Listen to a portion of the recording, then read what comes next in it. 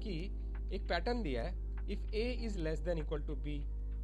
ये कुछ पैटर्न दिया हुआ है ऐसा ऐसा, और बोल रहा है कि then b is always greater than e, b हमेशा बड़ा होगा e से।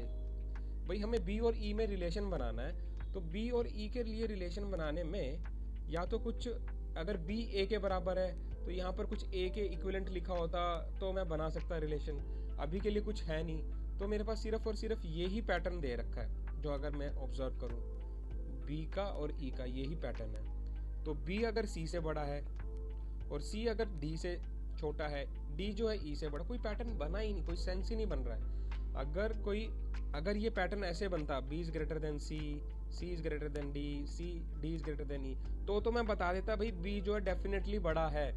मगर इस केस में कोई पैटर्न बन ही नहीं रहा है, तो ये स्टेटमेंट रॉन्ग होगी। अगर आपको मैच करके देखना तो b की वैल्यू कुछ रख लो, अगर b को मैं 10 रख लेता हूँ, ठीक है, तो 10 c को 5 रख लेता हूँ, इसको मैं 6 भी रख सकता हूँ,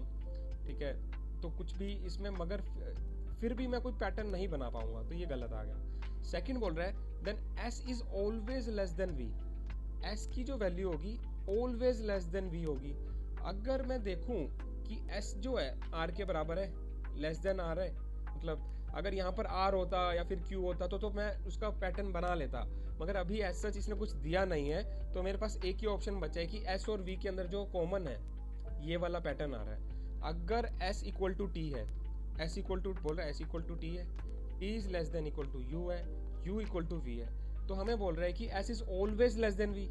क्या s always less than v होगा? क्या पता s जो है u के भी बराबर हो, और चूंकि u v के बराबर दिया ही हुआ है, s equal to t equal to u equal to v, ये भी तो पैटर्न हो सकता है ना, ये पैटर्न हो सकता है। तो s is always less than v, ये हमारा गलत हो गया इस केस में, तो सेकंड स्टेटमेंट भी हमारी रॉन्ग हो गई, तो नीदर 1 and 2। तो आप, I hope you understand this also.